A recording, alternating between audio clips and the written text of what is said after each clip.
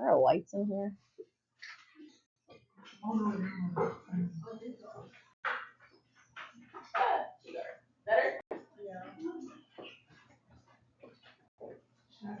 Okay.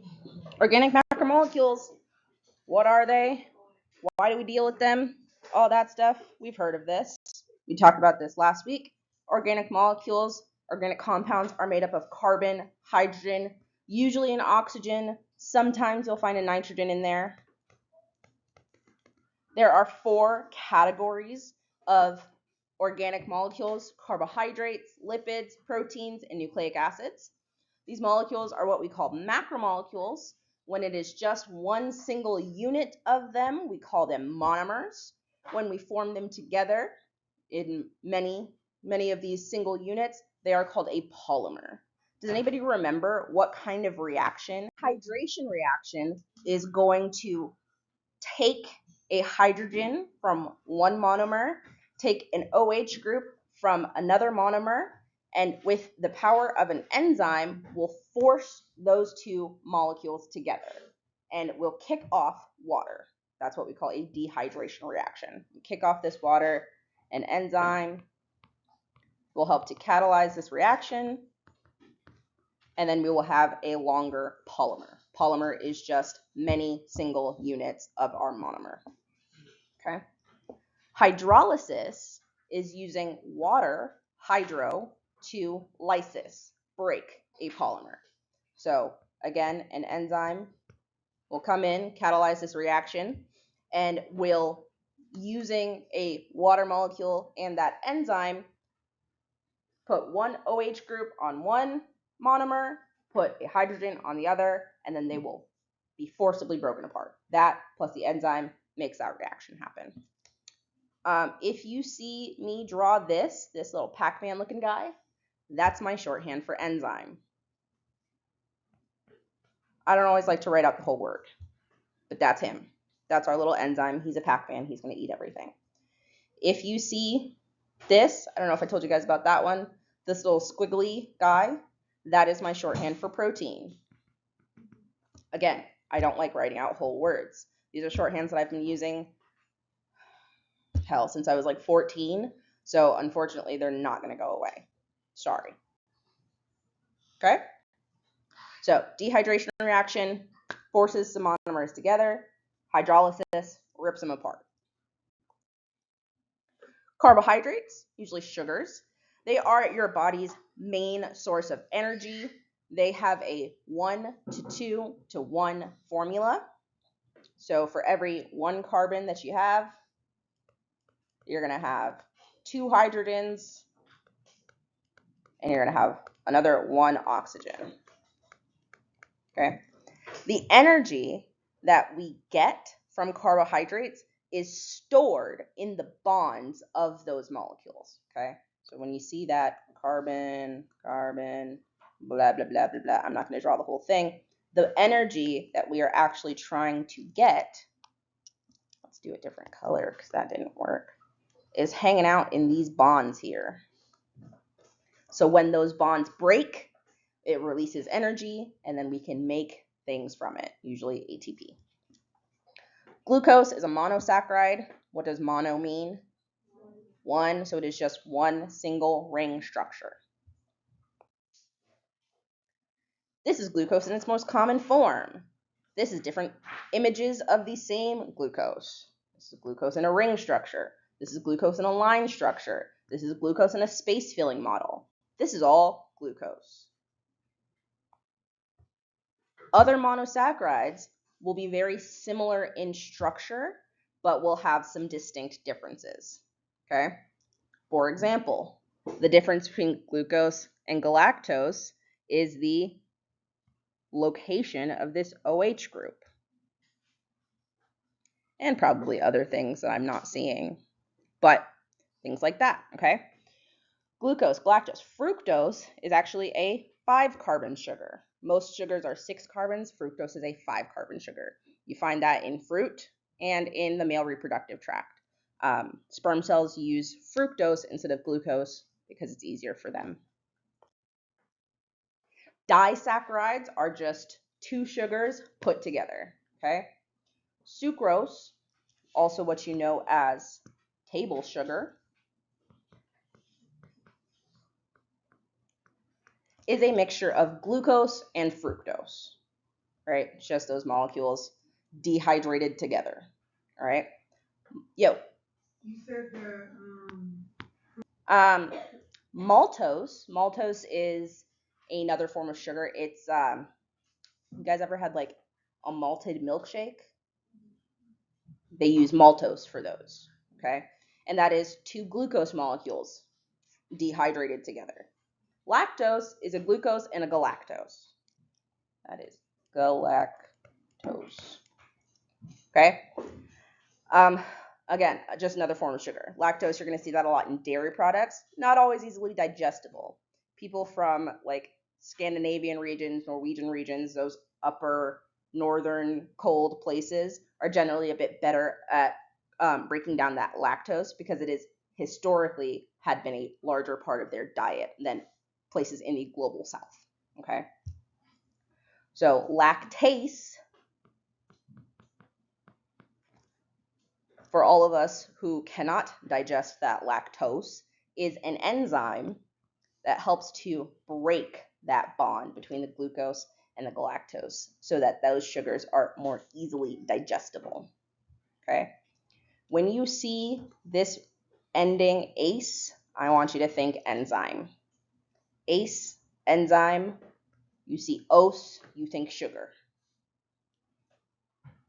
OS, sugar, ACE, enzyme. Right? Like DNA polymerase, RNA polymerase, primase. You see ACE, you think enzyme. Okay?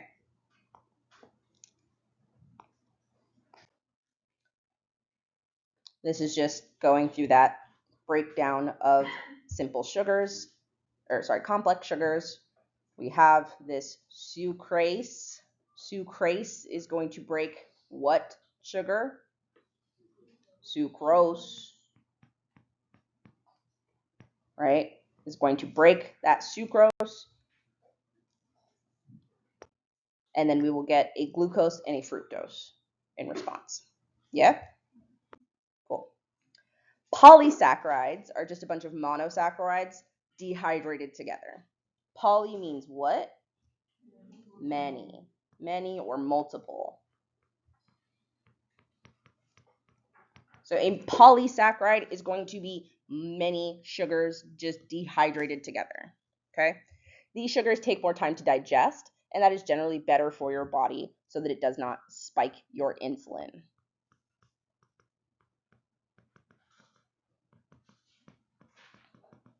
Okay? There's lots of different forms of polysaccharides. Some of the ones that we talk about, glycogen. Glycogen is the stored form of glucose, right? Sometimes your body doesn't have need for all of the sugar that you consume, so it will package it in this glycogen form, just a bunch of glucoses pumped together, and then store that in the liver for when you haven't eaten anything in 6 hours and your body's running on fumes. Yeah? Okay.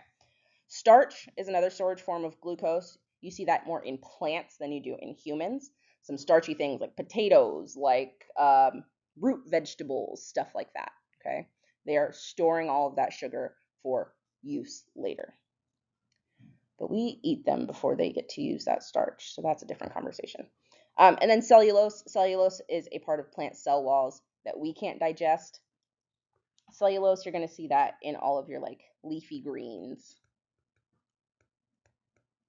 I mean, you're going to see it in pretty much all of your plants, but at least for our diet, you see those mostly in leafy greens and things like that, okay? And since we cannot digest them, they help to kind of clear out our digestive system. That's what we call fiber. Fiber is great for you, and you need to be consuming a significant amount of fiber to be pooping regularly. Yeah? This is just showing you the dehydration reaction. You've seen it. I even did a whole little demonstration with the water and everything. Y'all remember that? Yeah. You lose water. You dehydrate it. You kick off of water. Glucagon, or glycogen, sorry, not glucagon. Glucagon is a different form of stored sugar. It's great. We love that. Okay. Bunch of glucose molecules just tacked on together. This is the ugliest piece of chicken I've ever seen. If your chicken looks like this, please don't eat it.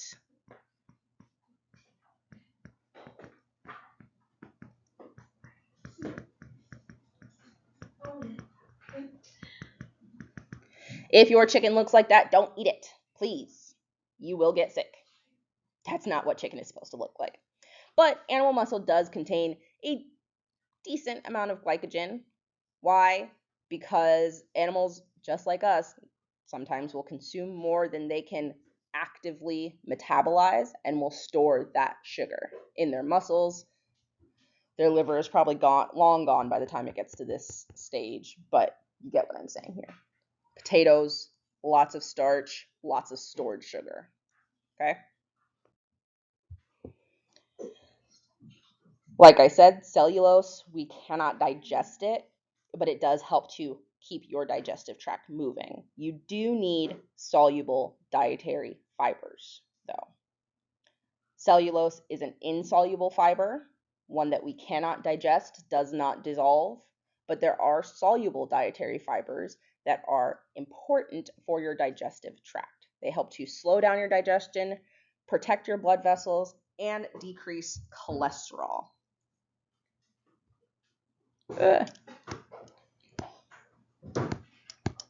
Soluble fiber is anything that you can dissolve. What's the difference between soluble and insoluble? Dissolvable and not dissolvable. Literally, dissolvable and not dissolvable. So, like, if you're not getting enough soluble fiber in your diet, some alternatives, Metamucil. Metamucil and a lot of water, right? Those kinds of things to help slow down your overall digestion and to kind of acts as a protectant for your insulin production, your insulin producing cells, things like that. Okay? Metamucil is a soluble fibers. You can buy it. You can buy it at CVS. I think it's orange. It's like orange and white, if I'm not mistaken. Yeah, I think there's there's Metamucil crackers. They have like I don't know if you guys have ever heard of like digestive cookies or something like that. Back in Nigeria, that was one of my favorite things to eat when I was like hanging out with my cousins and stuff. There were these like digestive cookies, but I didn't know. Okay, this is okay. Simple versus complex sugars. Simple carbohydrates, those are things that are digested really quickly. Your body usually uses them really quickly. Let's cross that out. They usually do contain, some simple carbohydrates will contain additional nutrients. Like, right, if you're eating fruits are simple carbohydrates. You are getting other nutrients from fruits. This is more referring to like processed simple sugars, like white bread and like powdered donuts and anything that is super highly processed, right? Not a lot of nutrients that you're going to get from there. Complex carbohydrates, those are going to digest a little bit more slowly, and they're going to decrease insulin spikes.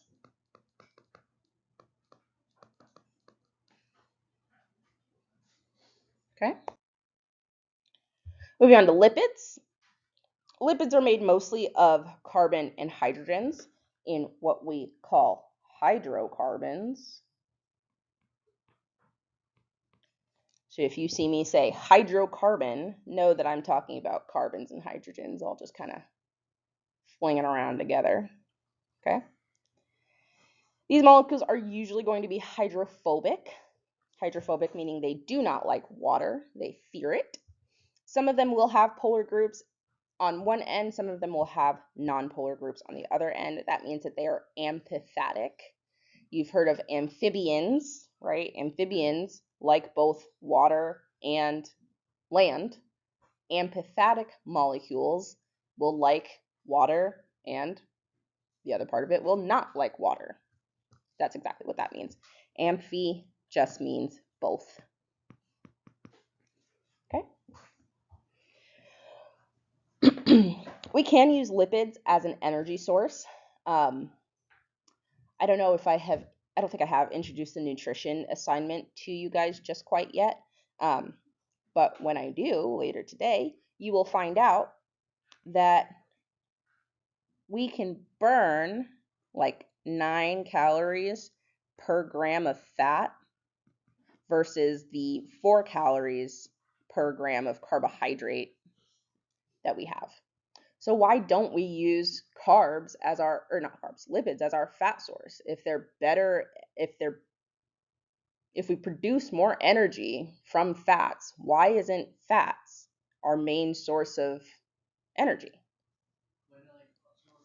What was that? Some. Okay. Fats. Fats provide more energy. But at what cost?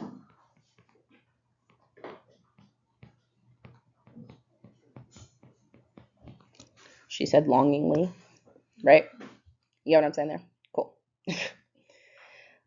Because lipids don't always like water, you cannot dissolve lipids in water, and your blood is mostly made of water, right?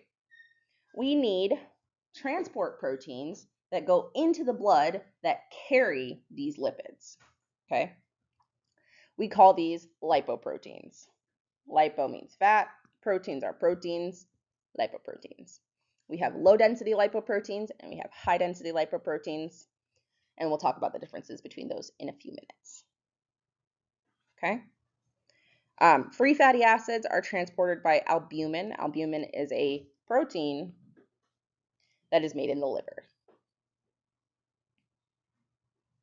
Super important protein. Without albumin, those free fatty acids are just going to hang out and clog your arteries. Artery cloggers. Okay. Examples of some lipids: triglycerides, phospholipids, eicosanoids, and steroids. And we're going to get into all of those today. Triglycerides. Triglycerides are 3 fatty acid tails with a glycerol backbone.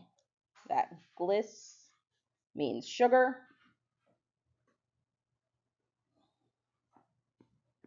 You see that up there? Yeah, okay. That glyc means sugar. Tri means 3. 3 fatty acid tails and a glycerol backbone. They are nonpolar. What's the difference between polar and nonpolar? Let's talk about that for a second. Okay, now I can turn the recording back on. Great, cool. And so triglycerides, we call them fats. We eat them, we store them, all kinds of stuff. They're used as fuel. Like I said, they do make quite a bit of energy.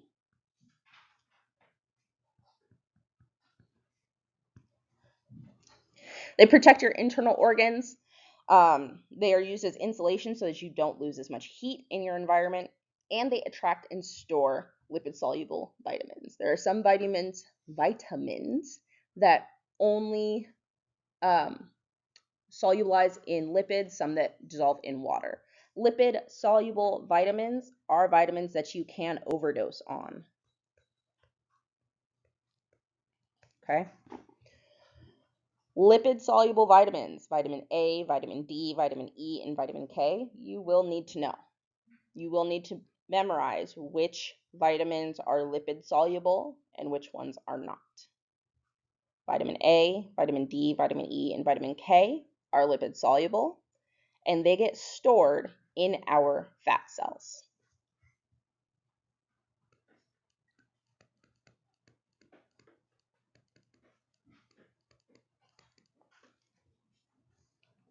Okay. You don't have to worry too much about ODing on vitamin D.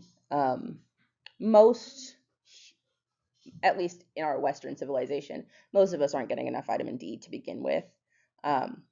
Vitamin D can be synthesized by going outside, touching some grass, getting some UV from the sun.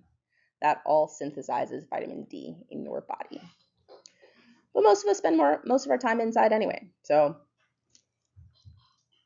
okay. So if I were, okay, cool.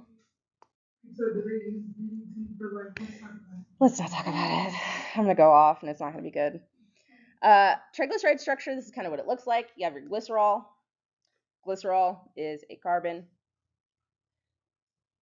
Carbon, oxygen. Usually this, what's that called? Carboxyl group. We'll have a carboxyl group and a bunch of carbons hanging out. When I say hydrocarbons, I mean carbons and hydrogens, and lots of them.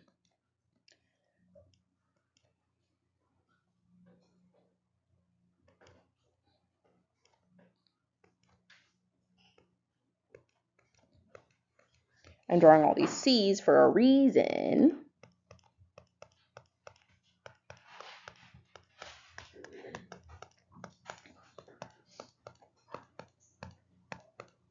You'll notice that this bottom hydrocarbon fatty tail, it has these other like kind of weird lines to them, right?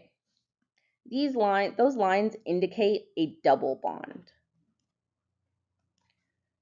When there is a double bond in our hydrocarbon structure,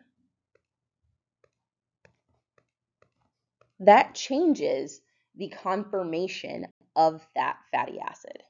And we'll get to that in a slide. Okay? This is kind of formation of these triglycerides. We use enzymes, we use water, all that stuff.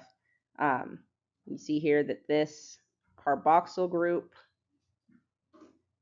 and this OH group from the glycerol using an enzyme will form these two guys together and kick off a water, and that is called what kind of reaction?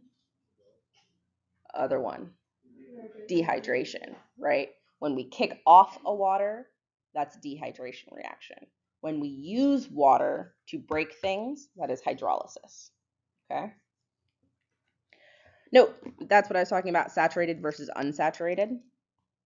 In these first two fatty acid tails, every single carbon has every amount of hydrogen that it could possibly want, okay? But you'll note that this last one has a singular double bond.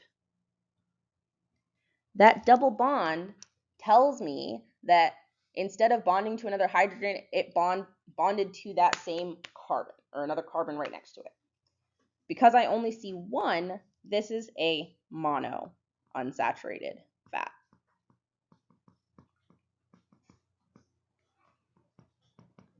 Okay. Saturated means that it has every carbon it could ever want. Sorry, every hydrogen could ever want.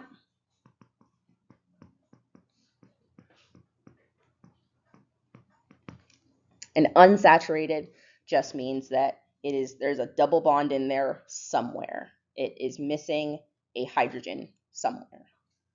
It's not missing, it's exactly where it wants to be, but there's a double bond there, okay? Again, same guy, just has this double bond there. He is an unsaturated fat. If I had, let's say I had like 6 double bonds in this fatty acid tail, what would I call that fat? A polyunsaturated fat, right? In the same way we have polysaccharides, we have polyunsaturated fats. And that just means that there is more than one double bond.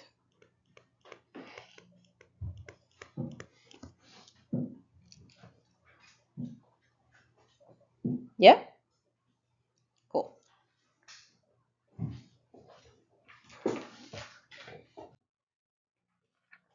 Okay. Fatty acids tails, like I said, they're just long chains of hydrocarbons with a carboxylic group. Carboxylic acid group at the end.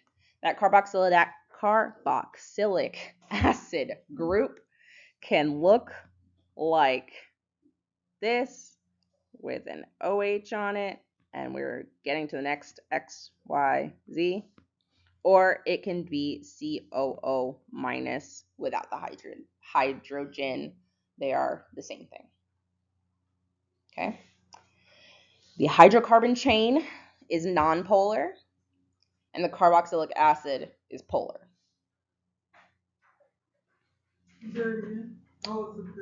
Yeah. The hydrocarbon chain is nonpolar. So all of our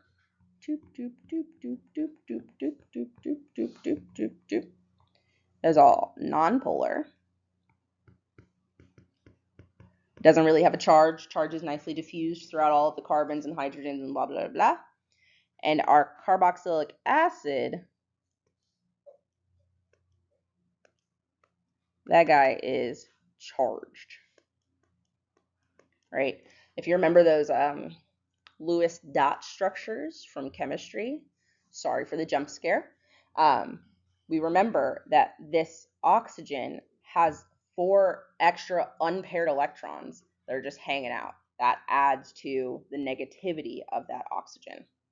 Okay, this carbon, since it is sharing all of its bonds with this oxygen is electronegative as hell. It's going to steal every electron that it possibly can. And it's got another one over here that's going to steal everything that it possibly can. This carbon has a partial positive charge. You get what I'm trying to draw there? That's that partial sign. I don't remember how to draw it. I haven't taken chemistry in like 10 years, bro. Okay? You with me? Cool. This is lauric acid. Lauric acid is a fat. It's just showing you that carboxylic group and that hydrocarbon tail. Okay? Fatty acids, breaking those carbon-carbon bonds yields a lot more energy. Some of these fatty acids we can synthesize ourselves, but a lot of them we have to get from our diet. The ones that we have to get from our diet are called essential fatty acids.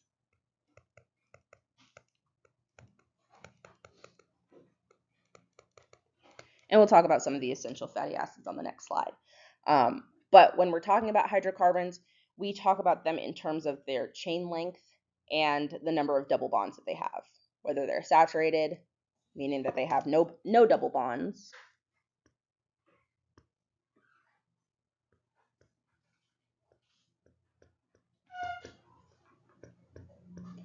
unsaturated, has at least one,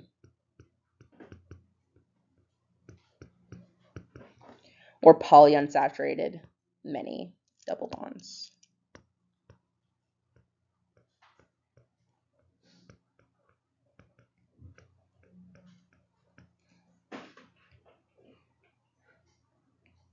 Okay. We can talk about them as monounsaturated. I guess technically you could talk about them as diunsaturated, but you go mono, and then it's just poly. Okay? The essential fatty acids that we cannot get from our diet are the omega-3s and the omega-6. Omega-6s, okay? You can get these from like cold water fish, flax seeds, walnuts, stuff like that. Avocados are a great source of omega-3 fats, stuff like that, okay? Omega-3 fatty acids are associated with brain function, healthy nerve and brain development, and overall decrease in body inflammation. Okay, these fatty acids, omega-3 and omega-6, they form some of the basis of the fat that surrounds your myelin sheath, and that's why they play a role in healthy brains, stuff like that. Okay. Bless you. Some examples of these omega-3s: eicosapentaenoic acid, doca, also known as DHA. Yup.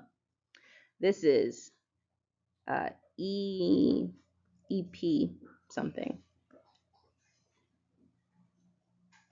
It's not the EPA. That's the energy and something. It might be EPA. And alpha linoleic acids. If any of you have significantly young, so those fatty acids, you find them in your food. We have to eat them because we cannot make them ourselves. Omega-6 fatty acids are associated with inflammation.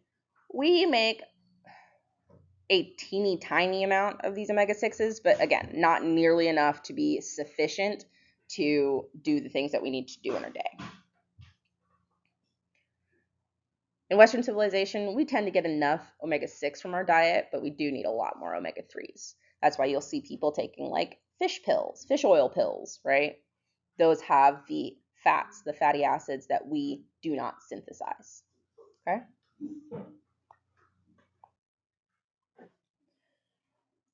I've talked so much about saturated and unsaturated. There it is. A saturated fat will have no double bonds between your carbons, and an unsaturated fat will have some. If it's mono, it'll be one. If it's poly, it's two or more. Okay.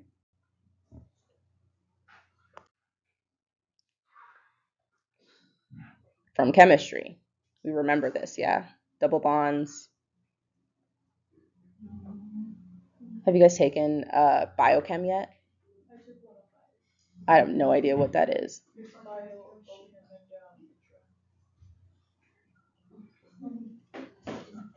Yay, great. So saturated versus unsaturated. Saturated, every carbon will have every hydrogen it could ever want. Unsaturated, there's a double bond stopping that carbon from getting everything it could ever want. And this also forms a kink in the chain, and that kink in the chain helps with solubility of the lipid itself. Okay. Single bonds in saturated fats allow the fats to pack together tightly. That's why they're solid at room temperature. So like butter also has a lot of other stuff that helps kind of keep it solid at room temperature. But if you ever made like ghee or something like that, ghee is clarified butter. It's butter without all of the milk fats and all of that stuff. Butter is a saturated fat. And because all of those fatty acids, there's no kinks in them, anything like that, they can just stack right on top of each other. And that adds to its stability. Okay. Unsaturated fats, because they have that kink from the double bond, they don't stack nearly as nicely.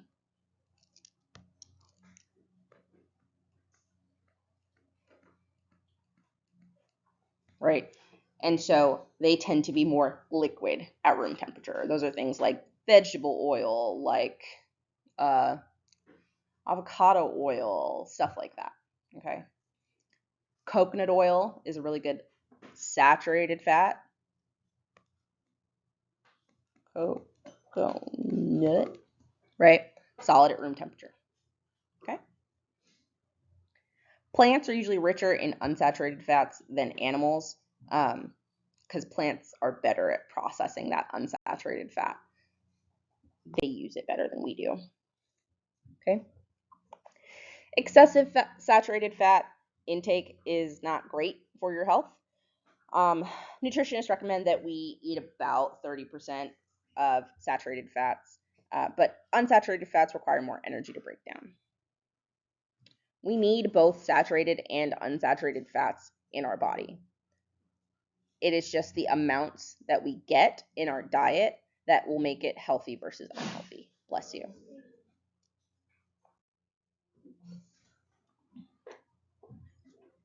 Butter. Butter is the best. I don't know if that's an opinion. That's my opinion. I like butter. And then fats with unsaturated hydrocarbons don't pack as tightly. Everything's all about packing. Okay?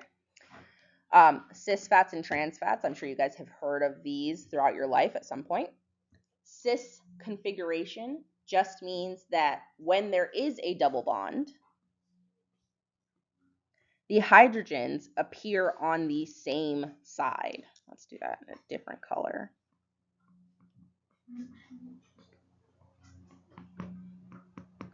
Okay? And yeah, I'll have other carbons and whatever, and all that other stuff. But with a cis fat, a cis unsaturated fat, the hydrogens will appear on the same side. These occur naturally in nature. We take them in, we eat them, all that stuff. That's fine. The trans configuration, trans means across. The hydrogens appear on opposite sides. Okay. This is engineered. Trans fats, we made.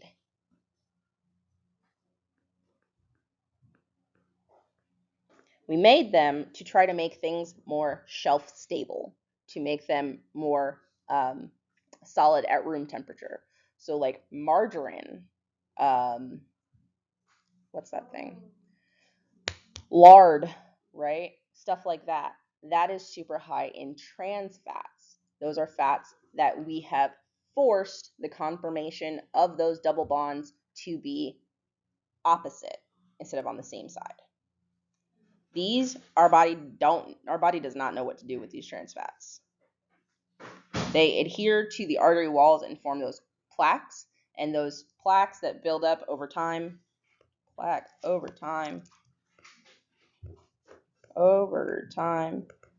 will clog your arteries. Once your arteries are clogged, you're not getting blood to muscle tissue. Once your blood tissue isn't getting muscle. Once your muscle tissue isn't getting blood, it dies, right? Because it doesn't have oxygen. That's why these trans fats are so dangerous. Okay? Trans fats, hydrogens on one side or the other, abnormal, not found in nature, man-made. Cis, unsaturated fats, normal, Gucci, good for you. In moderation. Okay?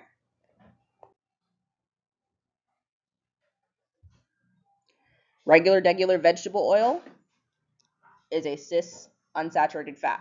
It is not solid at room temperature because, again, these hydrocarbons don't pack very well, but we have hydrogenated using high pressure and hydrogen gas, forced that conformation flip.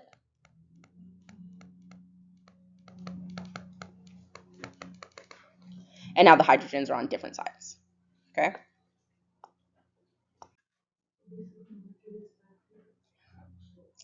Yeah.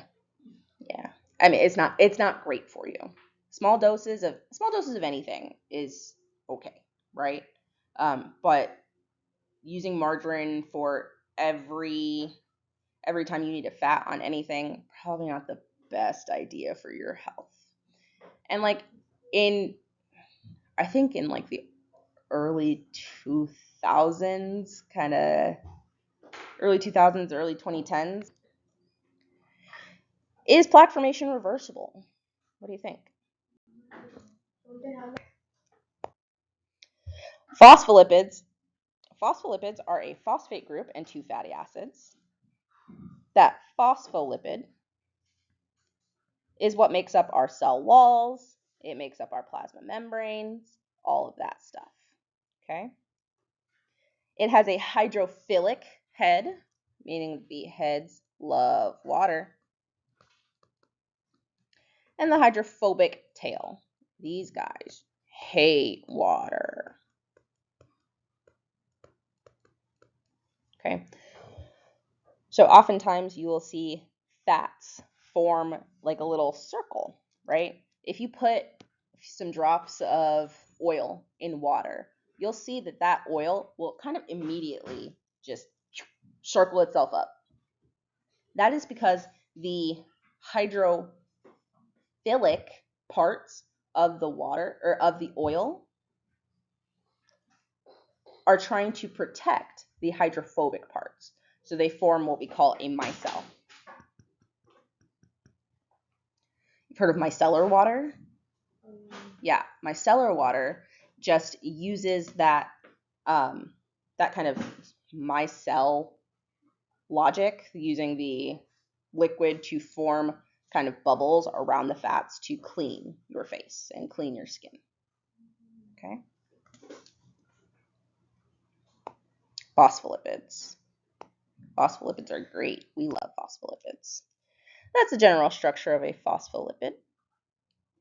Phospholipid will have at least one phosphate group to it, and then a glycerol backbone and a fatty acid chain. All lipids, pretty much all lipids, they're going to have a glycerol backbone and a fatty acid chain.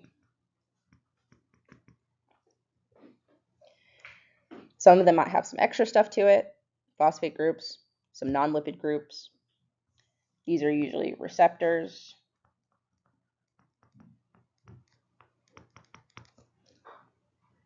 And they kind of hang out. Okay. Glycolipid is just sugar lipids.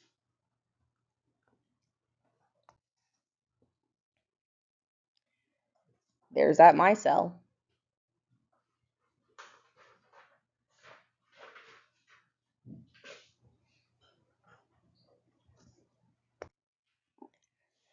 And here's the phospholipid bilayer. I'm sure you guys have talked about the phospholipid bilayer in general bio, in anatomy, over and over and over again. Okay.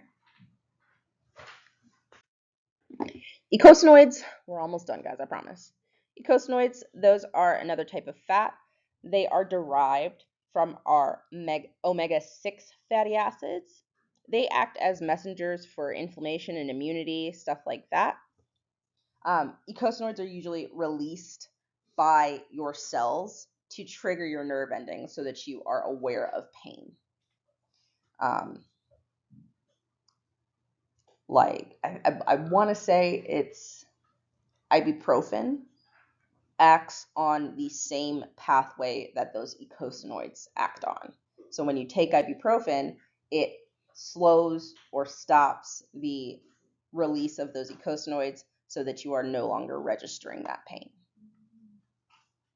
Don't quote me on that. That could be wrong. Okay.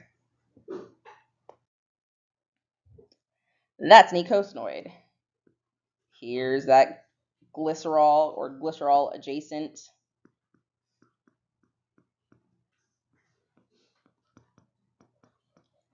backbone, and then the fatty acid. Double bond, double bond. So is that saturated or unsaturated? Unsaturated, yeah. Steroids. Steroids are made up of fused carbon rings. Steroids are super, super important. Cholesterol is one of the main steroids that we talk about. Cholesterol is both a good and a bad thing. Too much cholesterol, you're going to get that artery clogging. Too little cholesterol, your cells will be too rigid. Cholesterol is used to kind of help stabilize the cell membrane, the plasma membrane. It is a precursor to a lot of other steroids, such as estrogen, testosterone, your sex hormones, as well as your corticosteroids and calcitriol, which is a precursor to vitamin D. And then your bile salts, these guys just help you digest stuff, are also derived from steroids.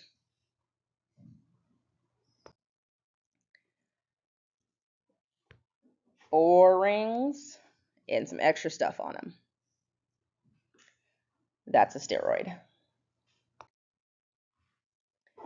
Cholesterol is insoluble in water.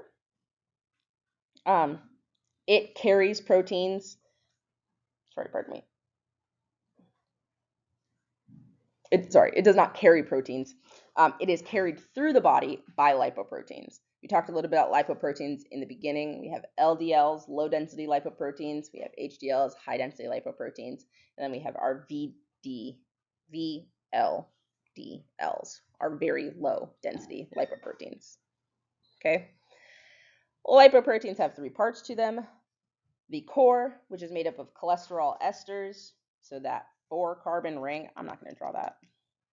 4 carbon that all have an oxygen on them. That's an ester.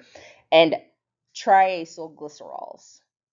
Triacylglycerols.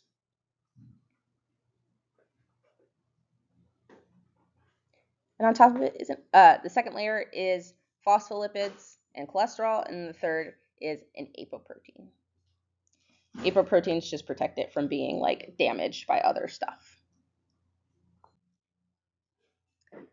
There's your lipoproteins. A low density lipoprotein is high in cholesterol, so high in fat, low in protein. Because it is low in protein, it is not very dense. It has more fat than it does protein. And fat does what? Floats, right? We toss a baby into water, it's going to float. High density lipoproteins have more protein than they do fat. We toss a bodybuilder into a pool, he's going to drown. Okay? High density, high protein. Low density, low protein. Low density lipoproteins will carry cholesterol, triglycerides, all of that stuff from the liver to the body cells where they need to go, right? Because our lipoproteins are for transport. High density lipoproteins, they're going to take any excess fat, any excess cholesterol, anything like that, and take it back to the liver so it can be stored. Have you ever heard of fatty liver disease? Fatty liver is because you have too much HDL and not enough LDL.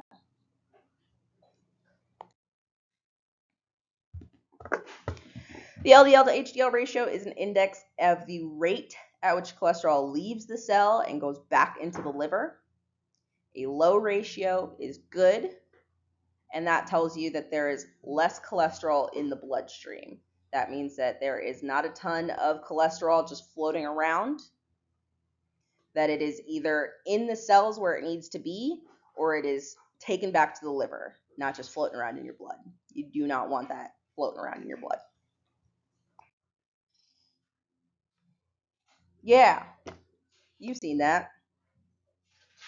These are the normal ranges for cholesterol. You should see less than 200 milligrams per 100 milliliter of plasma. For HDL, there should be more than 60 milligrams per 100 milliliters. For LDL, less than 100 milligrams per milliliter. You do need to know these ranges.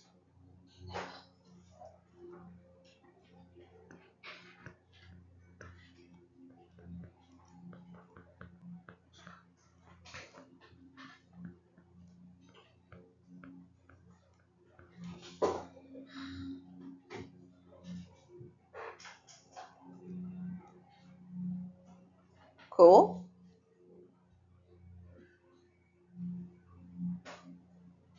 Oh, wait. It's okay. No stress, no rush. Abundant molecule in your body. Your body runs on proteins. Making proteins, replenishing proteins is pretty much what your body is doing on a daily basis, constantly. Okay? The basic elements of proteins are going to be carbon, hydrogen, oxygen, and nitrogen. Every protein will have a nitrogen with it. That's something that makes proteins unique, right? Everything else so far, lipids, carbohydrates, they only had carbon, oxygen, hydrogen, right? Nitrogen, protein specific. All proteins will have nitrogen, except for like, I think literally one, but even that one has a nitrogen elsewhere, okay? So this is just some common info that we have about proteins.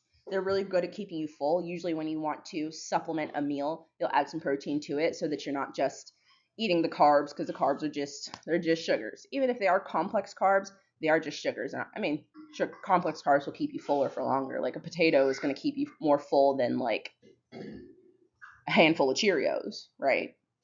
Differences in the types of carbs. But proteins are really good at helping you stay full and keeping you full.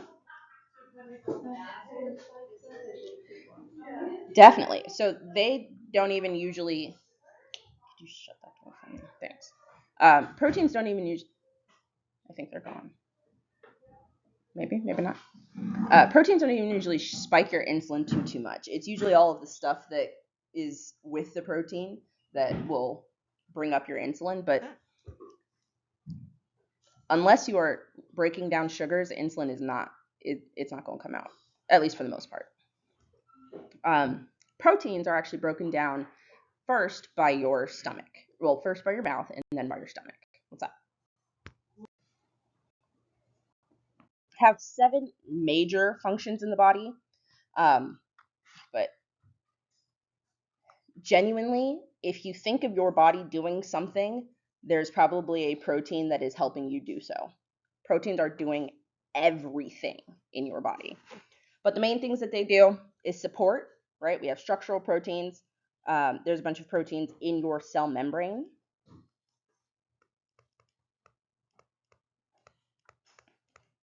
Any of the fibers that come up in our body, collagen, elastic fibers, even our cytoskeleton, they are made up of some proteins, right? Cytoskeleton. Do you remember what the components of your cytoskeleton are made of? There's some, let's start with one, the thin filaments. You remember that from anatomy? Yeah, really pulling out all of the information. Your thin filaments are made up of actin. Actin is a protein. Your thick filaments are made up of myosin. Guess what myosin is?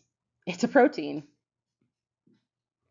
And these things are making up the framework of your cells. So from the very smallest thing to the very largest thing, proteins are going to play a role. Okay? So support, movement, your contractile proteins, those are the ones that help your muscles do all the contractions that it does. But even beyond those contractile proteins, you have proteins that have to lug stuff from one end of the cell to the other. That's a protein that's doing that. Okay? Transport, we have carrier proteins, we have proteins that HDLs and LDLs.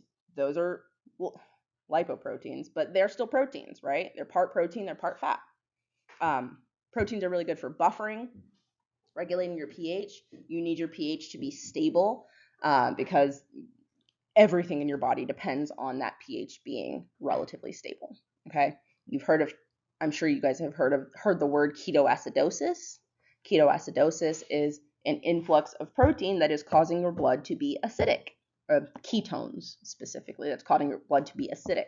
That ketoacidosis will cause your other proteins to start denaturing, and we'll talk about that process as well a little bit in a few minutes. Metabolic regulation, enzymes, that's a big one. All the stuff that we do in a day would not happen nearly as fast as it does without proteins. Coordination and control, you got to send your hormones to the right place at the right time. Transport proteins, you got to send it there, and the actual pieces of the cell that have to receive that hormone, receptor proteins. and antibodies. Antibodies are made up of protein. Antibodies are what your body uses to fight off infections, right? When you get a vaccine, for example, you are injected with either a dead or severely weakened pathogen. That pathogen is the antigen.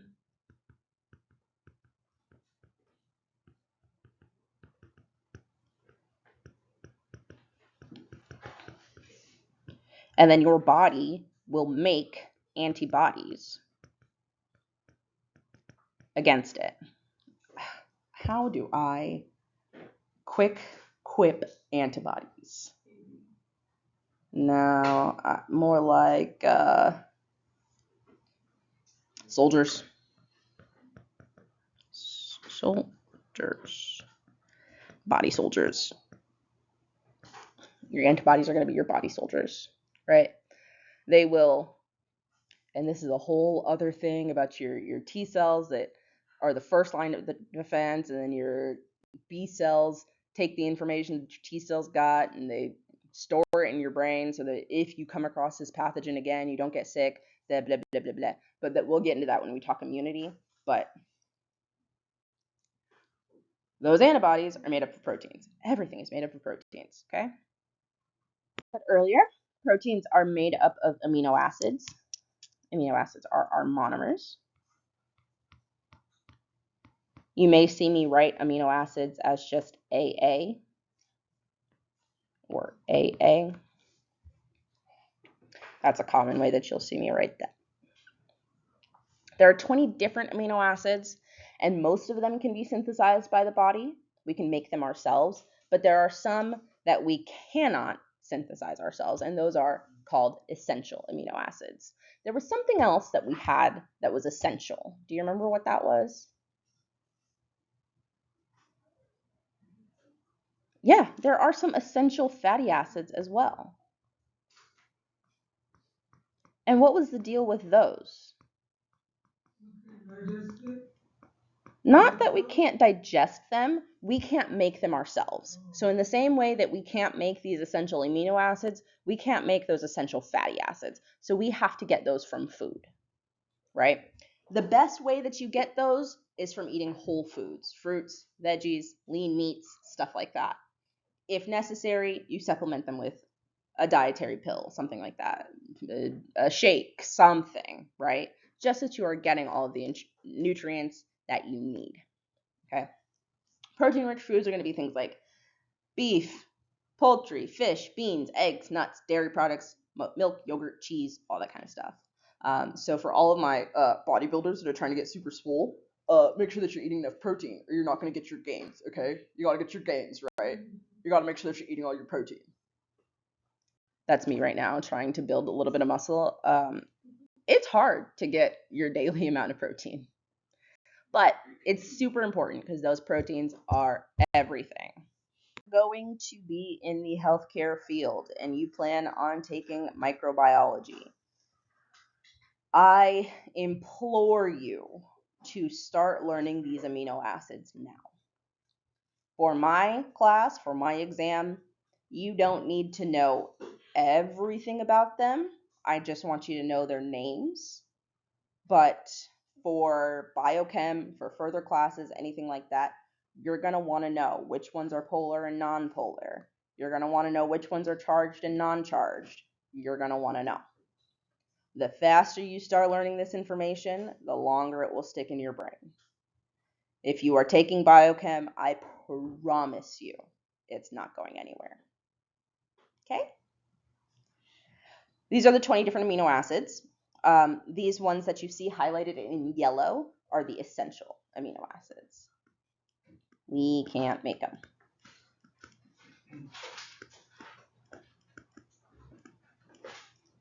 Tryptophan is definitely one that you've heard about. Where do we get tryptophan from? Common source that you hear around Thanksgiving? Turkey. Yeah. Turkey's full of tryptophan. Tryptophan is supposedly set to make you very sleepy. is a precursor to melatonin.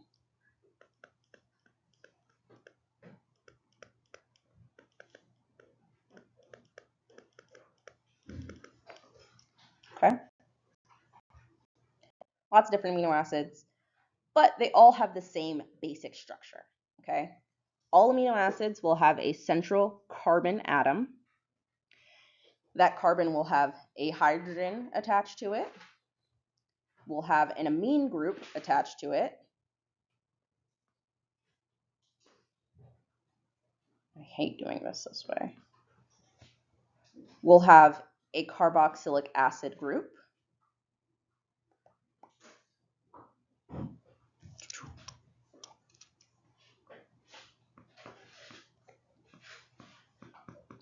And we'll have a variable R chain or R group. That R group is going to be the thing that changes.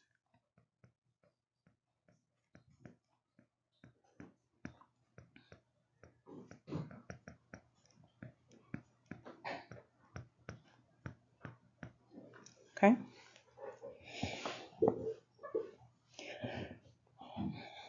Usually this amino group is pretty toxic to us, to our bodies. So we will usually, in the process of breaking down these proteins, things like that, this amino group will become an ammonia, NH3.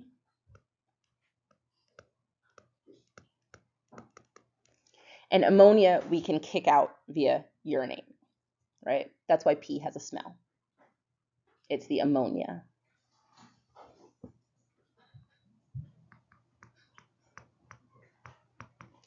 That just says pee smell. You don't have to write that. Okay? But when we break down this carbon, we break this bond here, this NH2 will usually become an NH3. That NH3 is then something that our body can not exactly process. We can't process it, but it is processed enough that it gets kicked out. Okay? Cool? Cool. Oops. There it is again. This is the structure. Has that carboxylic acid group, central carbon. This R group is going to change depending on the amino acid. Right? Sometimes they are charged, sometimes they are not. Sometimes they are polar, sometimes they are not. It just depends on the amino acid. And all of that, charged, non-charged, polar, not polar, will help to inform how the protein folds later on down the line, which we'll also talk about. Okay. Water is a polar molecule. These hydrogens have a partial positive charge. This oxygen has a partial negative charge. Is the negative charge on oxygen? Actually, I'm not going to ask that as a question. The negative charge on oxygen is stronger than the two positive charges on that hydrogen, okay? So the molecule will have its dipole moment. Remember those from chemistry? Dipole moment. Will be heading towards that oxygen because oxygen has more electronegativity. Essentially, when something is polar, it has enough electronegativity on one side that one charge is here and the positive charge is here, and they are relatively separate, but they're even. Does that make sense? Okay. A nonpolar molecule, so something like, let's say CO2. CO2 would be nonpolar. Why? Because my oxygens are pulling their own negative charge on either side. So both sides are negative. There is no pull. Does that make sense? Mm-hmm. With the other one, there's positive pull. Positive pull is this arm. Negative pull is this arm. But for CO2, I just have negative pole on both sides. Yeah? That's what it means by polar and nonpolar. Charged versus not charged is that there is an extra electron, an extra proton, something like that, on the molecule, right? You've seen oxygen written as O2, right? That is the most stable form of oxygen gas. These two hydrogens balance that out so it doesn't have a charge. Water has no charge. But say we were working with O3, ozone. Would these two hydrogens have enough extra protons to cancel out that third electron? No, they only have one proton. Hydrogen specifically, they only have one proton to share. So if they share that one proton, let's look at it like this. Remember these Lewis dot structures from chemistry? Jogging your memory, right? Let's look at it like this. We have this hydrogen and this hydrogen that can share, and this one that could share. This one, this guy right here, and he has an extra one because he's O3, right? We would need, there's way too much negativity here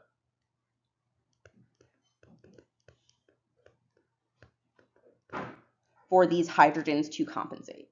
So this O3 would be O3 minus, technically. Does that kind of make sense as to how we get charged versus not charged, or negatively charged? It'll make more sense when we're looking at the actual amino acids. And it'll be more prevalent and important for you in biochem, but okay.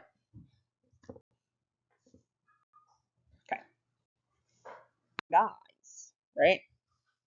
So we are assuming in all of these that the carboxylic acid, the hydrogen, and the NH3 are there, right? These are all of the R groups. So for aspartame, for lysine, for arginine, for glutamine, histidine, they all have names. So for amino acids, they have the actual long name itself. They have the 3-letter name, and they have the 1-letter name.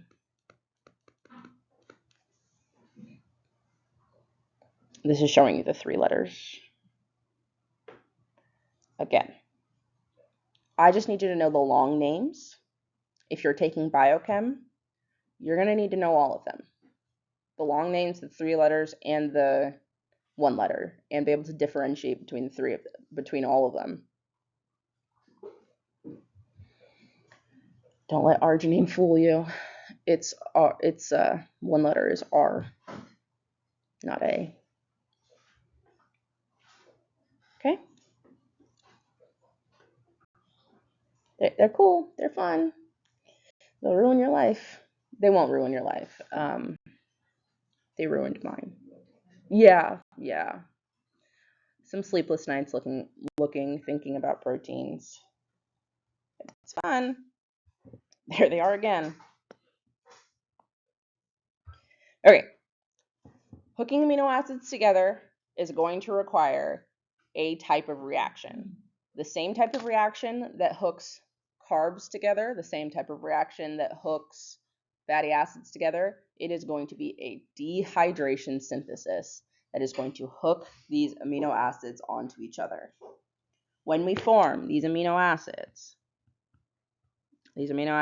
hooked together, that is called a peptide bond.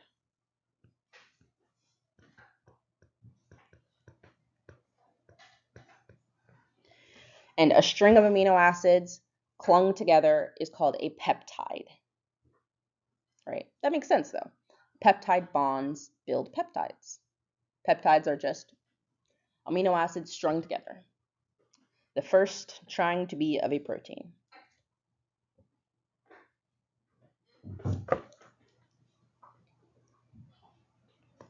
This is just telling you that the NH2 and the COOH are what actually bind together from one protein to another.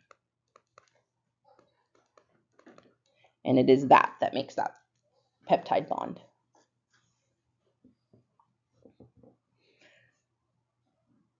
Say I wanted to break one of my peptide bonds. What kind of reaction would that be?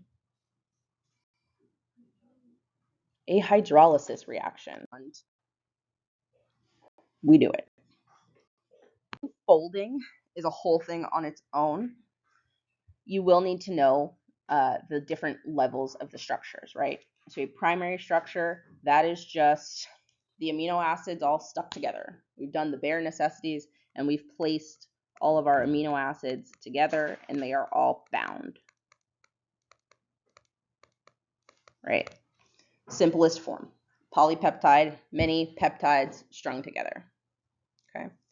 A secondary structure is where the amino acids will start to form hydrogen bonds. Hydrogen bonds, if you remember, are some of the weakest bonds that we have. Weakest covalent bonds.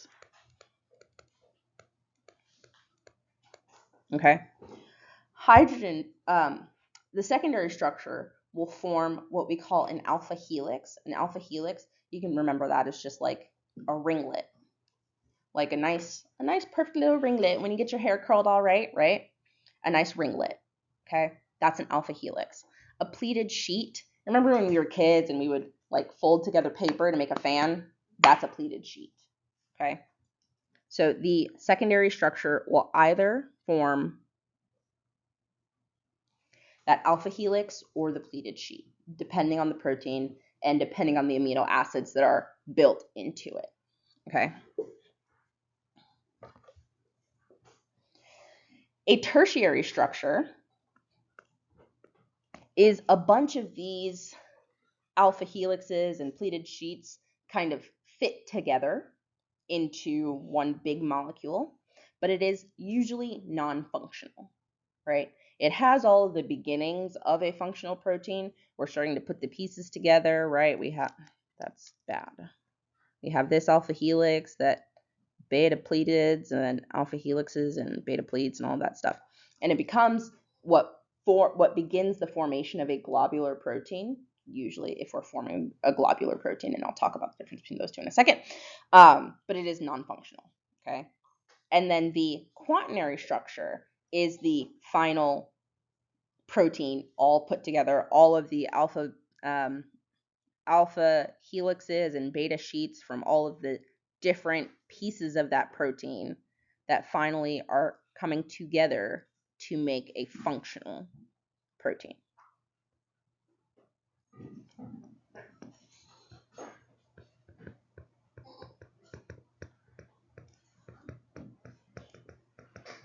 Okay. So you will need to know kind of the differences between the protein folding structures.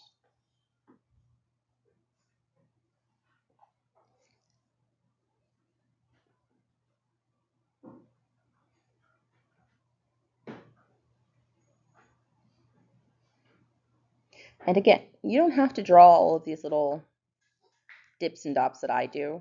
They just help me kind of put an image to the definition. And that's easier on my brain, personally. Okay? Cool? All right, so the primary structure, linear sequence of amino acids all in peptide chain. Long polymers of amino acids are called polypeptides, just like long polymers of carbohydrates are called polysaccharides, and long whatever of fats are called polyunsaturated fats or polysaturated fats, etc. Poly just means many. Because the covalent bonds that join those amino acids are peptide bonds, that this is a peptide chain. technically it's a polypeptide chain, but if you say peptide chain, I'll know what it. I know that it's more than one peptide. You can't make a chain with one peptide, you know. So yeah, all of that jazz. Notice that the hydrogen that was here on this carboxylic acid group is now over here with that ammonia group, amino group. Sorry, amino that is now ammonia. Yeah. Secondary structure folds on itself, right? We have amino acid. Oh my goodness, that's going to be a nightmare to draw.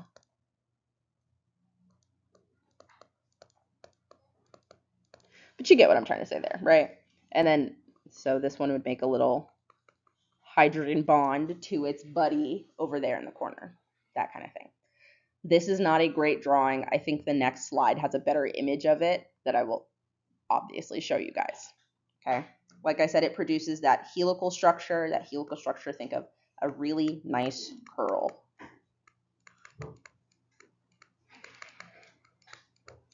Like one of those bouncy ones that you see in the movies, right? Kind of like this. I'm pulling up my own head because there's some really nice curls at the bottom of my hair, right? This is that alpha helical structure that I'm kind of talking about, okay? The other secondary structure that forms is that pleated sheet, that childhood fan that we made out of paper because it was hot outside and we didn't want to go inside because I'm too cool to go inside. Anyways, whatever. All those things that kids do, okay? Secondary structures come up from those hydrogen bonds between the amino group of one amino acid and the carboxyl group of another. Basically taking that sharing that hydrogen that carboxylic acid group has with the amino group of the other one is what forms that bond. Okay? There it is.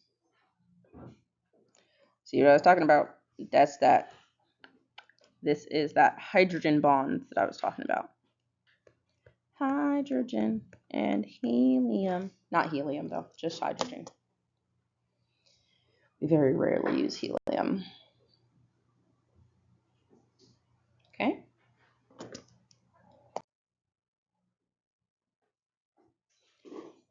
Pleated sheets, same thing. Hydrogen bonds make that. Just slightly different conformation. Tertiary structure comes from interaction between the R groups. So these ones will involve things like hydrogen bondings, ionic bonds, covalent bonds, stuff like that. The different side groups, the R groups, are going to be what make the 3D structure of the protein. There's a couple of different 3D structures of proteins that we talk about. We talk about fibrous proteins, and we talk about globular proteins. Fibrous proteins are going to be things like keratin and collagen.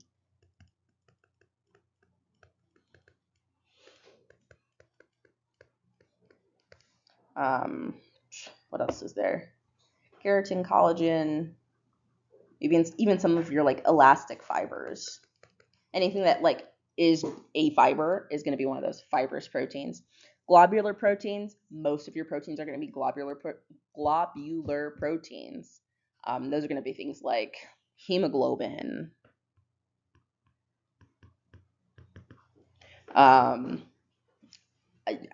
There's so many I can't even name them, right? But hemoglobin is going to be a globular protein. There's a whole bunch of other globular proteins, and those globular proteins are just spheres. They are circles, proteins of circles, like a globe, globular, globular. Get it? Guys, laugh at my jokes. I'm funny. Okay? That pity laugh made me feel worse. It's fine. It's where we are right now. It's cool. There's that tertiary structure that fit together with a bunch of other tertiary structures to form the quaternary structure, which is the whole form of the protein in whatever form it wants to be. Usually, a tertiary protein or a quaternary protein will have what we call cofactors attached to them. Cofactors help the protein do what they need to do, fold the way they need to fold, and commit to the action. In this case, for hemoglobin, it is heme. Heme is one of those cofactors, and it helps to bind iron.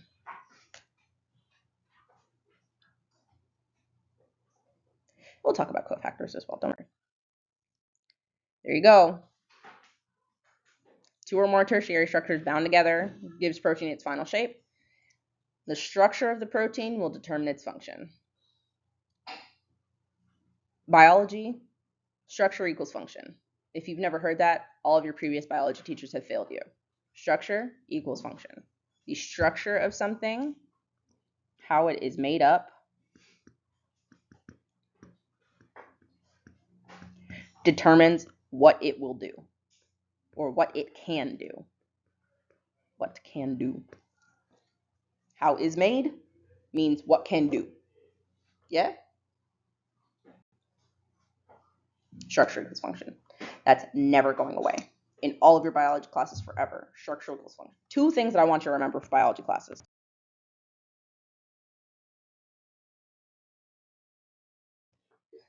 Kind of talked about that a little bit. Two structural classes of proteins, fibrous proteins and globular proteins.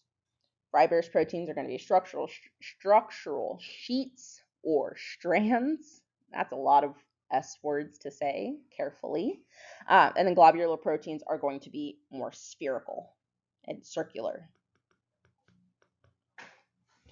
And their function is based on their shape.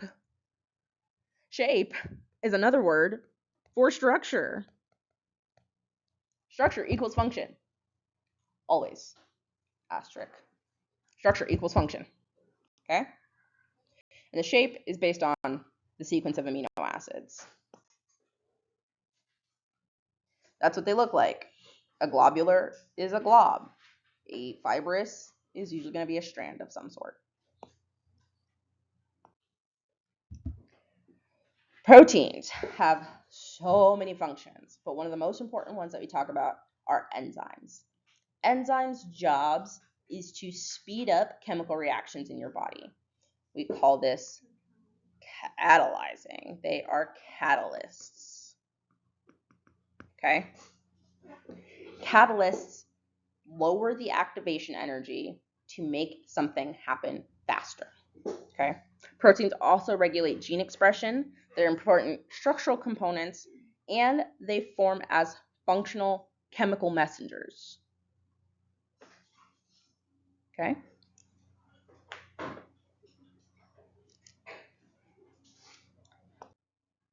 So let's just think about this. Ideally, if we took this burger, reactions, catalyze them, the rate of chemical reactions that freeze the energy that is stored in the bonds of your food.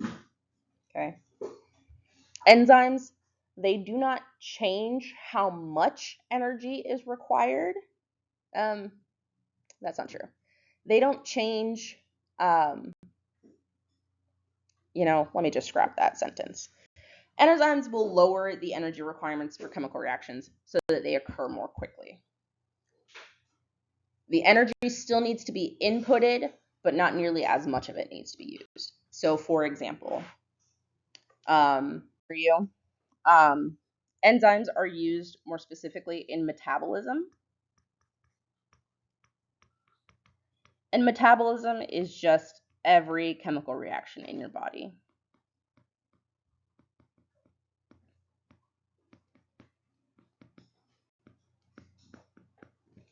Okay. There are two types of metabolistic reactions that we really talk about. A decomposition reaction, which breaks bonds, and then a synthesis reaction, which forms bonds. Okay.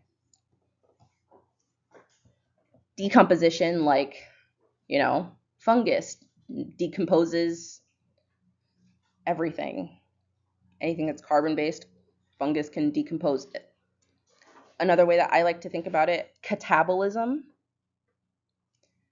Cats break things.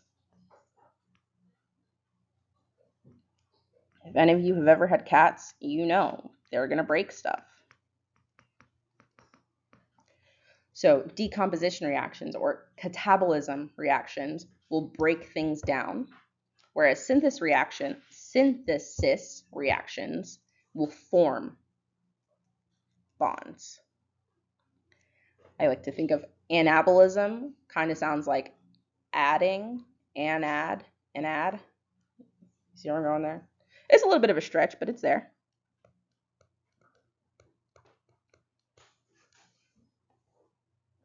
Anabolism, we add things, we put them back together. So dehydration reaction is going to be a synthesis reaction. A hydrolysis reaction is going to be a decomposition reaction. These are all just different names for similar things. This is where biologists decided to get creative in naming reactions. They love having a million different names for the same freaking reaction. Okay?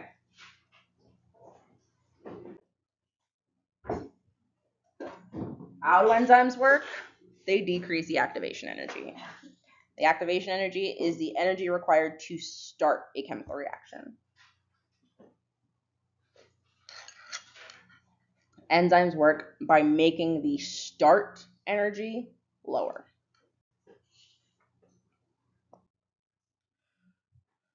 Great chart. This is one of my favorite visuals for enzymes.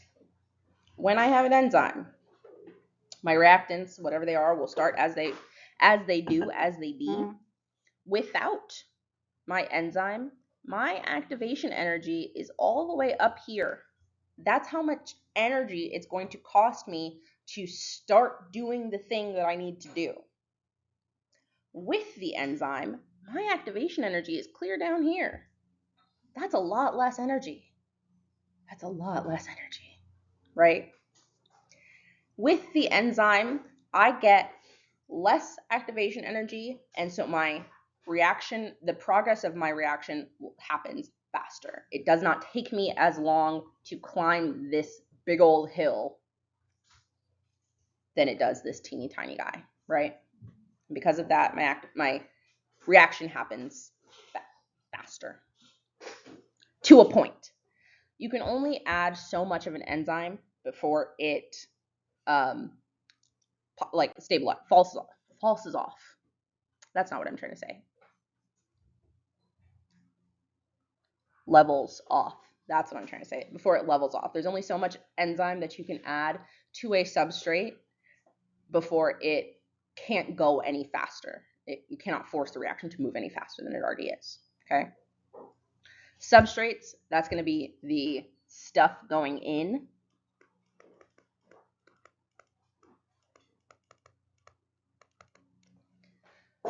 Stuff going into the enzyme. The active site is going to be the specific part of the enzyme where the substrate binds. So those do have site specificity.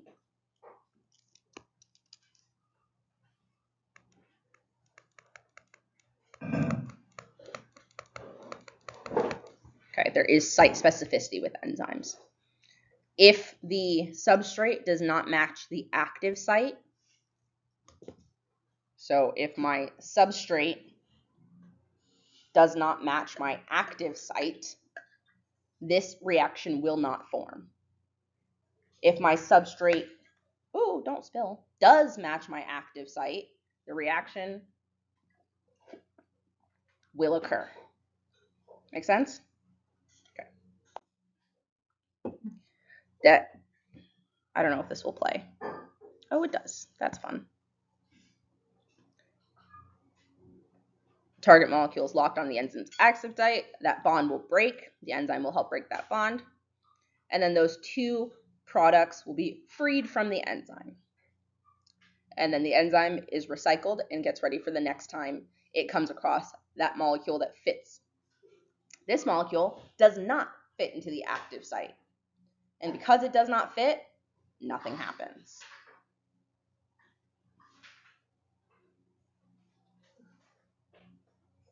run through this again. Induced fit just means that the enzyme changes shape just a little bit in response to the substrate binding. So, for example, this enzyme is sucrase. It is trying to break the bond between the glucose and the fructose in the sucrose molecule. The two substrates will fit into the enzyme. The enzyme will slightly change its formation, right? Our enzyme was like this before, and now it's like this when it has the glucose and the fructose in it. Once the glucose and the fructose break apart and go their own way, our enzyme will go back to being in the claw kind of form so that the next sucrose molecule can pop in. Once the next sucrose molecule pops in, it goes back to being like this so he can break it. Once it's broken and they're gone, he goes back to being where he used to be. Okay? Enzymes show specificity in the reactions that they can catalyze. The specificity is a result of their shape. This is one of those structure equals function, and it is non-negotiable. Asterisk. It's non-negotiable until you get some allosteric binding. Allosteric binding is essentially just where something else, another molecule, will come in, change the shape of the protein of the enzyme, so that the original thing that with the original substrate doesn't fit in it anymore. That's some kinds of binding that we talk about. Allosteric binding, things like that, changing the way that they bind. Enzymes do need cofactors and coenzymes to be active. We are running out of time.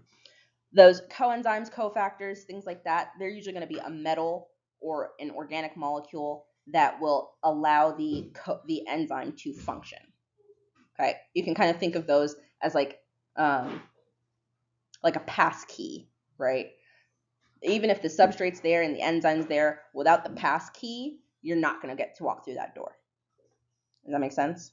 So that's why we need those cofactors. Cofactors are usually going to be things like metals. Magnesium is a super important cofactor. Calcium is a pretty important cofactor, things like that.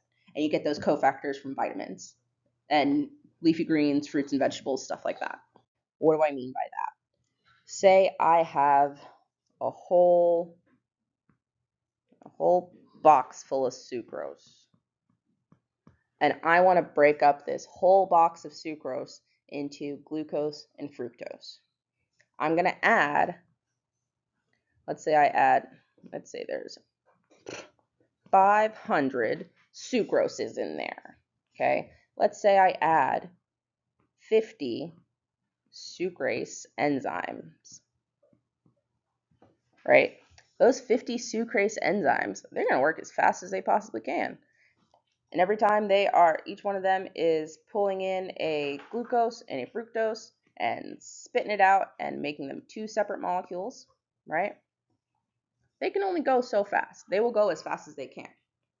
Sure, I could add more enzyme, right? Let's say I add another 100 sucrases. I have like 150 sucrases to my 500 sucroses. They are still going to go as fast as they were going. Yes, I have more of them, but they can only go as fast as they can. At some point, after I have maxed out my total amount of sucrase that I could possibly put in, that's what we call our Vmax. The Vmax is the absolute fastest that these enzymes can function. They cannot go beyond that speed. Even if I added 150, not 150, let's say I added 1,000 sucrases. I only have 500 sucrose. It's still gonna only happen as fast as those enzymes can pull in the sucrase and spit out the glucose. Even if every single 500 sucroses found an enzyme all at the same time, that's not how it would work. It would still take a little bit of time to break them into the right molecules. Okay.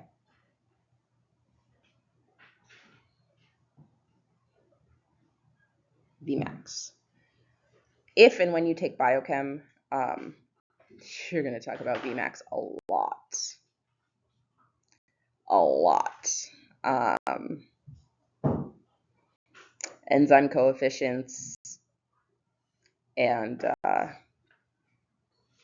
it's fun. It's fun.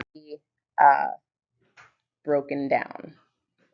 We call the process of a protein breaking down, falling out from its normal structure as denaturation. Denaturation.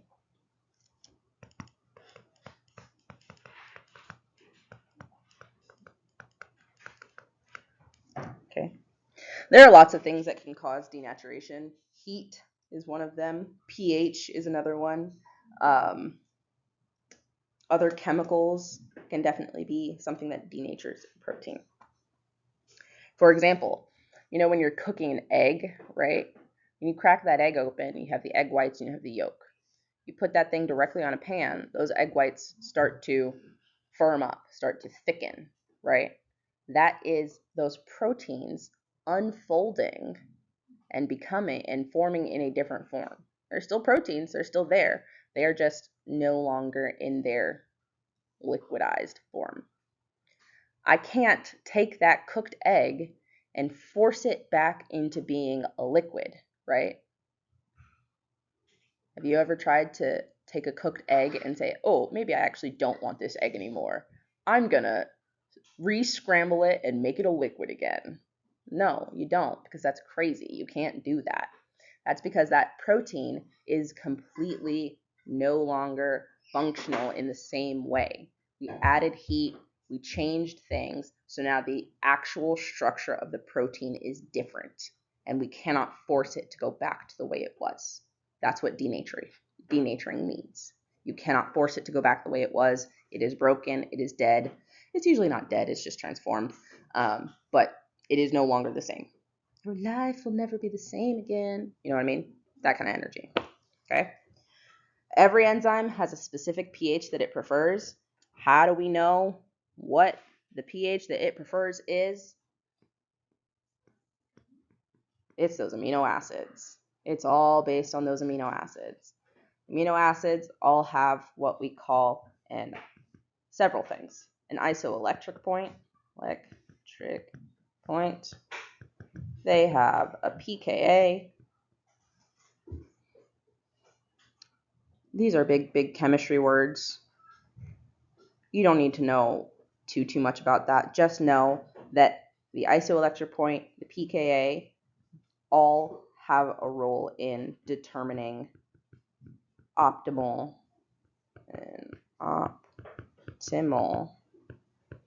pH for amino acid. Okay? The optimal pH for an amino acid. Just like we have a range of optimal temperatures, your amino acids have a much smaller range, but optimal range of pH, of temperature, of salinity, of all kinds of stuff. That's why you have that much flexibility and variability, because those amino acids have that range. They got range, baby. Okay.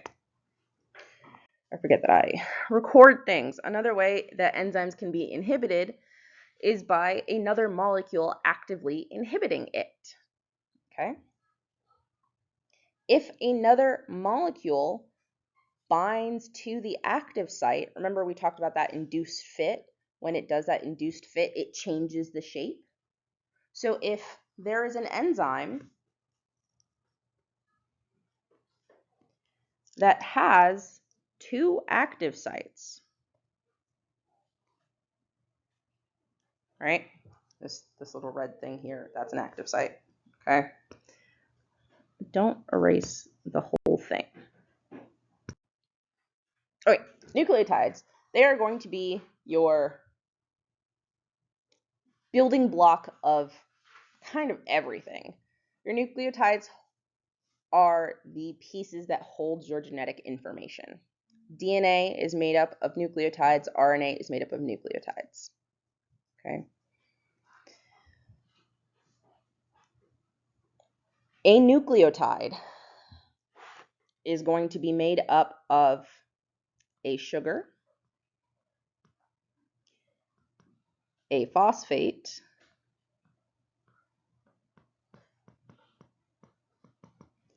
and a nucleic acid. What are the nucleic acids again? Adenine, guanine, cytosine, thymine. And then the one that we only use in RNA is uracil. Okay. Don't mix those up. Nucleic acid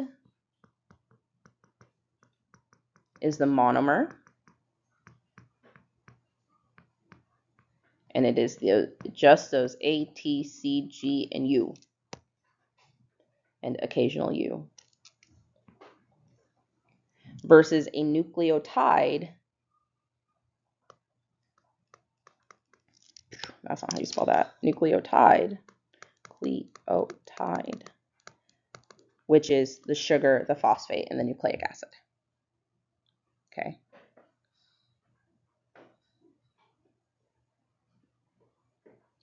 In DNA, the sugar is deoxyribose. In RNA, the sugar is ribose.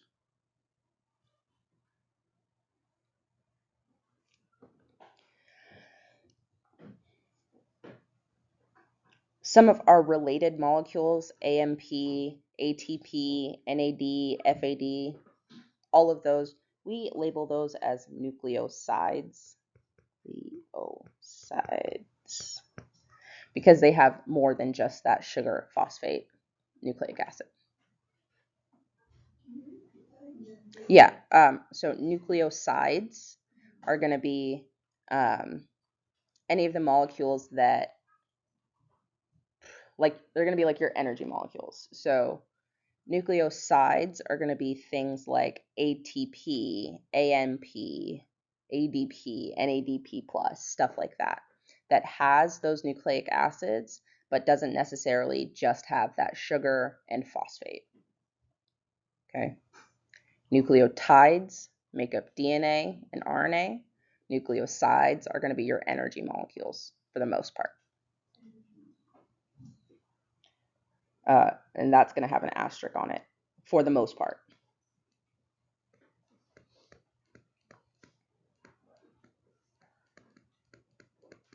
All right, because we know that ATP is adenosine triphosphate, right? Bless you. Bless you. That same adenosine is the same adenosine that you see in your DNA. Adenosine is adenosine, okay? Same thing.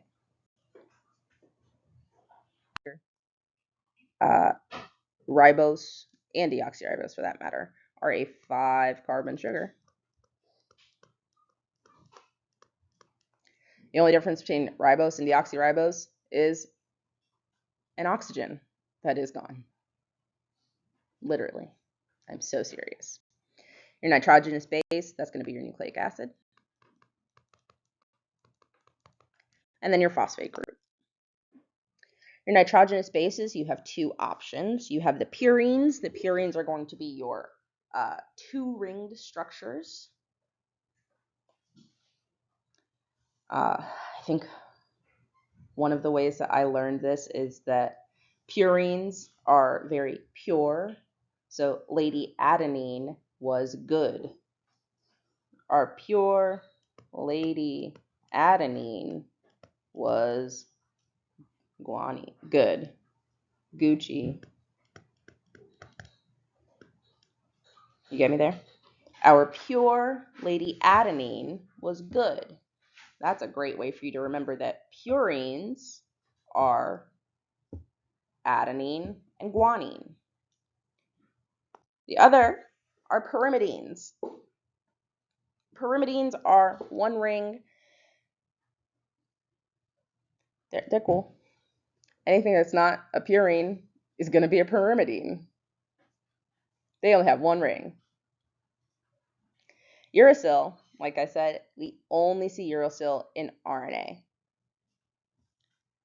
We only see thymine in DNA. Thymine gets replaced by uracil once it has been transcripted.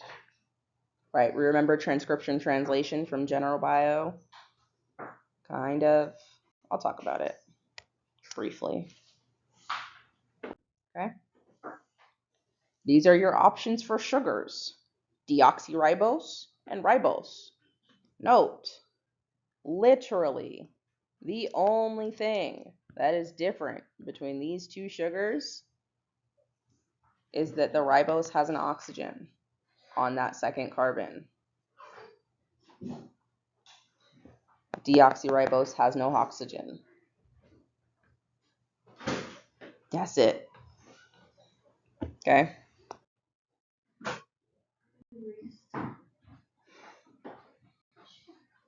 I can't.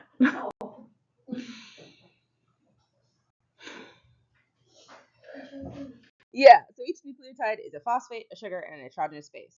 There it is. That's what it is. That's how it binds always. A to T, G to C, always. Except for when you're in RNA, when A goes to U. Great. That's what it looks like. These are very weak hydrogen bonds. They are easily breakable.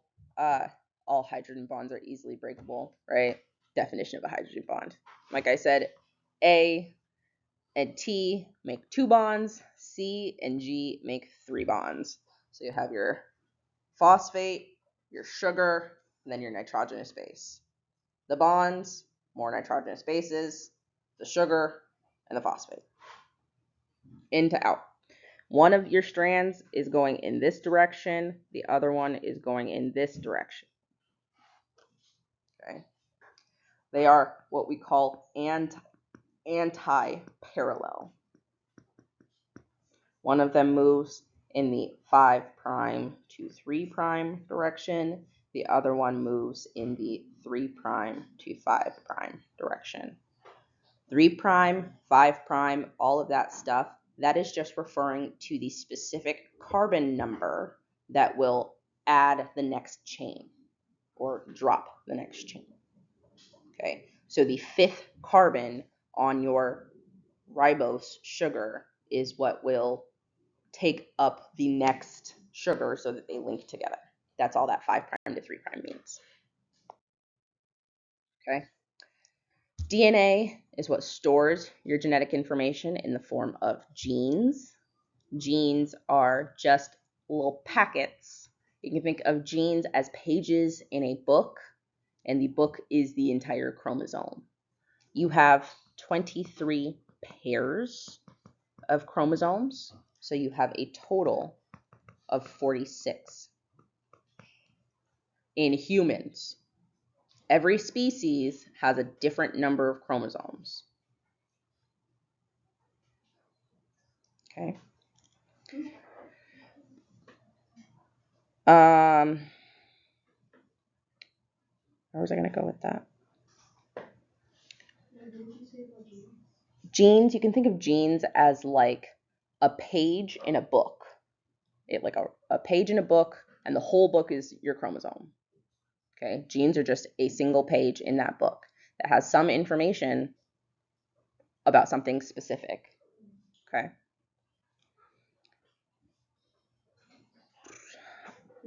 Yeah. So I'm pretty sure it's going to come up later in the presentation, so I'm trying not to be too redundant. But all of your cells, every single cell in your body, will have 23 pairs of chromosomes, except for your sex cells.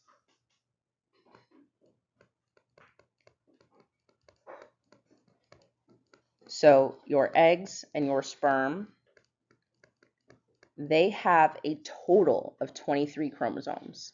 These are what we call haploid. Okay? They have half of the genetic information that they should. Why do they have half of that genetic information? Because you're going to get the other half from your other biological parent. Okay? The egg has 23 chromosomes. The sperm has 23 chromosomes. When they come together, you make your total 46. That's how you split your genetics between your mom and your dad. Your biological maternal parent and your biological paternal parent. Okay? DNA acts as a template for protein synthesis. That's that transcription, translation that we talk about. And it carries inherited characteristics, controls enzyme production and metabolism. Your DNA does so much stuff, so much regulating of proteins going on in your body. DNA is basically just a recipe book for every protein that you will ever make in your entire body.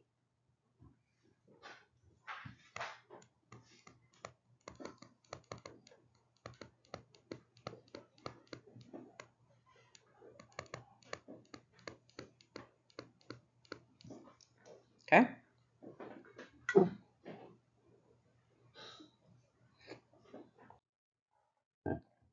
RNA takes that code from DNA. RNA is single-stranded. Takes that code from DNA and translates it into proteins. This happens in the ribosomes. Instead of using thymine, it uses uracil. There's different types of RNA.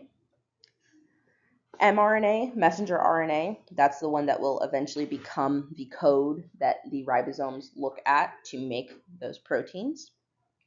Transfer RNA is going to put the specific amino acids together. And then ribosomal RNA is RNA that makes ribosomes. Ribosomes have to get made, and then they have to get transported outside of the nucleus. Hang out in the cells.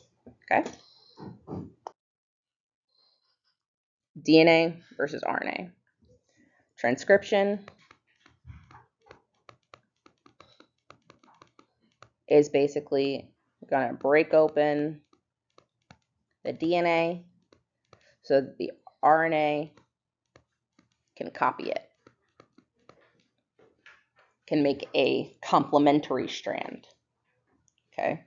That copied RNA, we'll call that mRNA, will then, and that's it for transcription. That's it for transcription. Transcription is just the DNA getting copied into mRNA language. Okay? Translation is that mRNA that has been decoded from DNA language being made into a peptide. How does the mRNA do that? Using ribosomes. Okay. The ribosome will read the mRNA in sets of 3.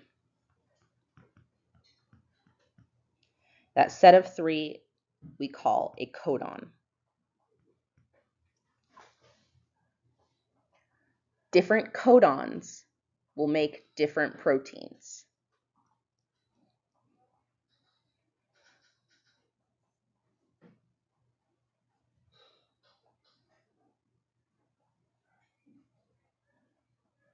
Is this jogging your memory from Gen Bio? Okay, good. Energy storage molecules. To store energy is going to be ADP, ATP, AMP, stuff like that. Transfer or moving that energy around is going to be FAD, NAD, NAD2+, NADPH, all that kind of stuff. Or as a messenger, cyclic AMP. Cyclic AMP is something that gets activated by a sensory receptor on your cell. It says, hey, I'm here, and then starts a whole cascade of things going on inside of the cell. So nucleosides can be used for all kinds of stuff. Yeah, great. This phosphate is super negative. Phosphate is just this a phosphorus group with a bunch of super negative oxygens hanging out around it. in order to force this super negative phosphate to hang out next to this other super negative phosphate, it takes a lot of energy.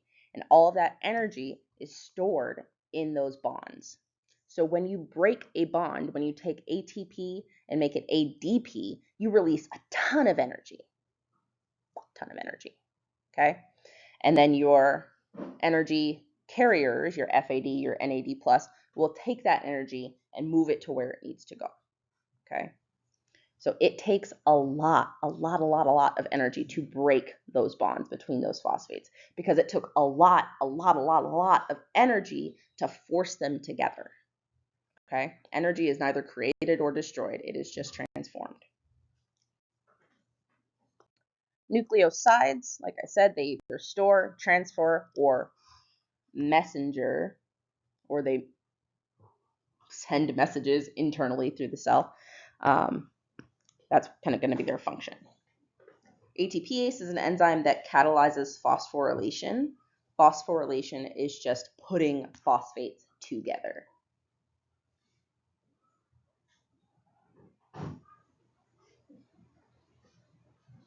Okay. FAD and NAD are electron carriers, and cyclic AMP is a secondary messenger. I would know that ATPase catalyzes phosphorylation, and that phosphorylation adds a high energy phosphate group to a molecule. I would know that. That enzyme specifically, I would know its name, I would know its function. ATPase. Because again, biologists are what? Not creative. Not creative. This ATPase adds a phosphate to your adenosine. It makes ATP. That's all it does. Biologists aren't creative. Adenine dinucleotide. Sometimes we add a phosphate to it, and then it's nicotinamide. I said it right the first time, and now I can't say it again. Whatever I said that first time, phosphate. NADP. Okay. Cyclic AMP, it's just your adenine with a phosphate group. One single phosphate group, because it's monophosphate. Adenosine monophosphate. Adenosine diphosphate. This one happens to be an adenine dinucleotide. So it has two nucleic groups on it. Okay. Anyways. Micronutrients. This is the last part, guys. Promise. Micronutrients are vitamins and minerals that are required in very, very small amounts in the body. You don't need a ton of these, but you do still need them. You get most of these vitamins, nutrients, stuff like that from whole foods, whole fruits, vegetables, stuff like that. It is better to get your micronutrients from food, fruits, and vegetables than it is to get it from a pill form. But, fed is best. Micronutriated is best. So however you get your nutrients is fine. Probably best to get it from foods, because then you get all the other good benefits of eating the healthy foods too. Okay? There are 13 essential vitamins. Most of them can't be synthesized by the body, so we have to get them from our food. Vitamin D and vitamin K are the exceptions. Those we can synthesize ourselves. How do you synthesize vitamin D? Go outside. Go touch some grass. How do you synthesize vitamin K? Move your muscles. Do some exercise. Okay? They function as coenzymes, help speed up reactions. We talked about coenzymes. Coenzymes are your authorization code in order to get the reaction to happen. And vitamin deficiencies will affect every single cell, because every single cell will need to do stuff. And if they don't have the right vitamins, the right coenzymes, the right cofactors, they can't do their thing. Vitamin D, go outside. Drink milk. Maybe don't drink milk. At your grown age, you still drinking milk for free. No, I'm joking. Drink milk if you want to drink milk. Vitamin D deficiency disrupts calcium absorption in your bones. That'll make your bones brittle. That'll make them break more easily. Happens. Also just happens as you get older, your bones get more brittle. Okay. You can supplement with vitamin D. Vitamin D, the vitamin D that you get is, you'll see it say like 500 UI. That's because a milligram of vitamin D is too much vitamin D. So they are processing like vitamin D capsules, anything like that, in like micrograms. So 500 micrograms of vitamin D is what you would consume in a 500 UI vitamin D pill. It is such a small amount. You do not need too much of that, because again, vitamin D is one of those vitamins that gets stored in your fat. So you can overdose on it. You don't need that much. This is the process of the sun, using the UV of the sun to make that cholecalciferol, and you do not need to know this process. Just know, go outside, you'll make some vitamin D. Great. Vitamin K is needed for proper blood clotting. If you don't have vitamin K, your blood will not clot right. If your blood doesn't clot right, you will bleed out and you will die. Sorry. We don't make a ton of it, but the bacteria that live in our large intestines that eat those leafy greens can make vitamin K. That's why vitamin K, leafy greens, you're going to eat those, you'll be all right. Okay? Coumadin prevents blood clots by inhibiting the synthesis of vitamin K. So people who have who are prone to strokes, stuff like that, they will take this medication, Coumadin, or any other type of blood thinner, anything like that, so that your blood doesn't clot nearly as much. Usually that acts by inhibiting that vitamin K. If patients are on Coumadin and they eat a lot of leafy greens, why would that be a problem?